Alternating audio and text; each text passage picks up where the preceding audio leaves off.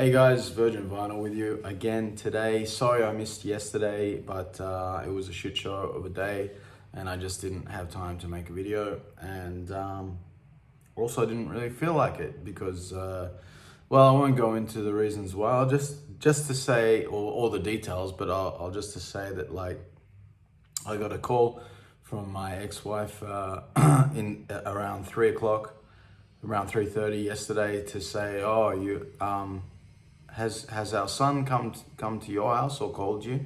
I'm like, no. And so basically, for several hours he went missing, and so obviously I dropped everything and we went searching the neighborhood, and he has a phone, he wasn't answering his phone. His friend, who he sometimes goes and hangs out with, wasn't answering his phone. The parent of his friend wasn't answering her phone. We just couldn't find him. Looked all around the neighborhood, went to the neighborhood toy shop where he sometimes goes up there, and anyway, couldn't find him. Eventually we found him, and that was all good. My heart attack ended at that stage.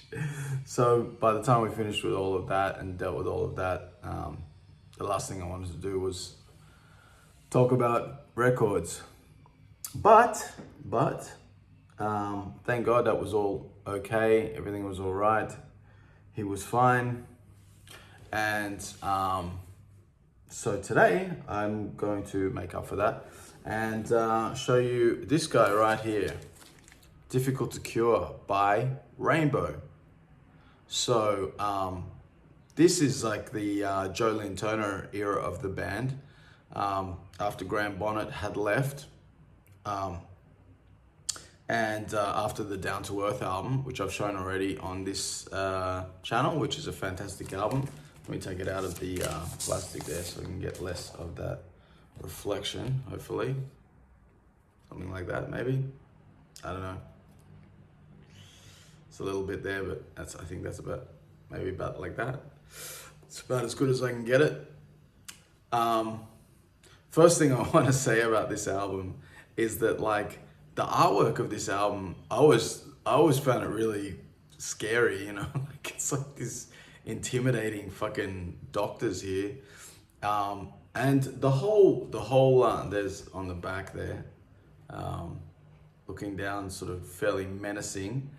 And then you've got like the inner sleeve part as well, which looks like, well, it's got the lyrics there, but then you've got like the tools of the trade, and it's totally Carcass vibes. I mean, I just, this album cover could be like, it almost could be just throw a few splotches of blood on there, and you've got a Carcass album cover.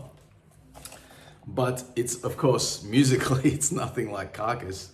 It is, Rainbow saw Ritchie Blackmore like disillusioned with the direction that Deep Purple was heading in.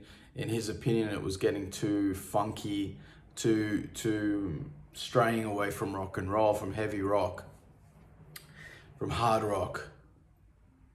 And so he teamed up with Ronnie James Dio and formed Rainbow. And the first album was fantastic. So many classic songs on there. The second album is an absolutely iconic, it's like one of the cornerstone albums of heavy metal, of the birth of heavy metal. The third album's really, really good as well, and often is my favorite. Although, like, when I ranked their albums, I said that was my favorite. I put that at the top. But I don't know. It always goes back and forth for me between those Ronnie James Dio albums. However, I also really, really love the Down to Earth album with Graham Bonnet, as I showed before, and I also really love this one right here. I like all the Joe Lyn Turner albums. So after Ronnie left, Richie wanted to take the band this time in a little bit more of a commercial direction. I guess he wanted to make some money, and sort of took it in a foreigner kind of direction, I guess. But it's funny because like the Joe Lyn Turner albums sort of got lampooned by many people as being like pop albums or whatever like that. But I've always said that like if pop was like this today, I would still like pop music. Like there's some hard rockin' awesomeness on the Joe Lyn Turner albums, and especially this one. This is my favorite of those three. So Graham Bonnet didn't last in the band past one album, and then they brought in Joe Lyn Turner, who's a fantastic singer as well. All of the singers of Rainbow have been great, all those three anyway. And he brings a sort of slightly smoother, slightly more, accessible. I guess I would rather use that word than necessarily commercial, because I think, when you call something commercial, it's sort of, even though it doesn't necessarily mean this, people take it to mean like a sellout. Like the band is selling out just to be commercially successful. But I think in the case of these guys, especially of Joe, I think he's really earnest. Like he's not putting on an affectation or faking it to try and get money and success. That's genuinely who he is. That's what he's into, and so it's earnest. It's real, and I think when he sings, he has so much power in his voice, and he has a great tone, and he really suits the music here. Now, yeah, it is a little bit more hooky and more easily accessible, but you still have all the Ritchie Blackmore-isms that are his calling cards. There's great guitar solos.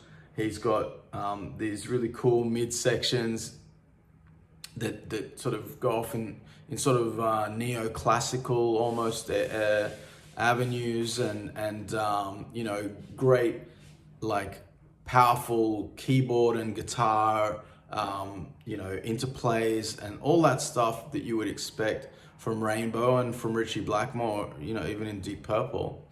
And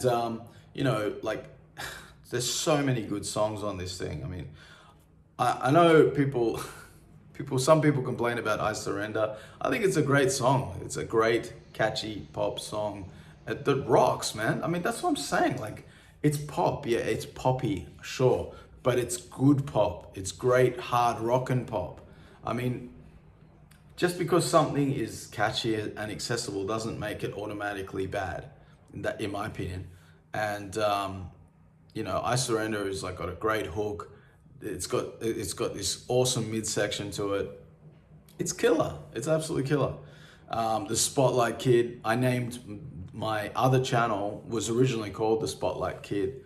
And then I changed it to The Metal Spotlight because, whenever I told people about my channel, they would search The Spotlight Kid. And of course, this song would come up. And also the Captain Beefheart album, Spotlight Kid, would come up, a million times before you would see my channel. So it made it really hard for people to find my channel. So I was like, okay, that wasn't the smartest move on my behalf to name the channel that, even though I thought it was quite clever. But I guess not. It was pretty dumb, really. No Release is great. Magic is great. I mean, all of this is so good. I really love the whole thing. Freedom Fighter, Midtown Tunnel Vision. I mean, you've got a great lineup on here. Don Airy, who is of course now and has been for a long time the keyboardist of Deep Purple. So all of these things go around in a circle.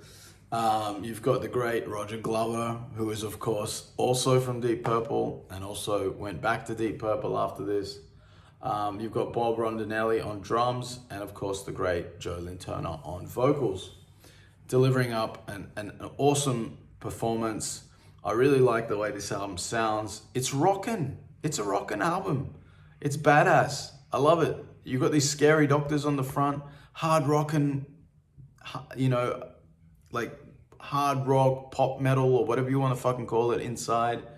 You know, they're scaring you with carcass looking fucking artwork. What were they thinking?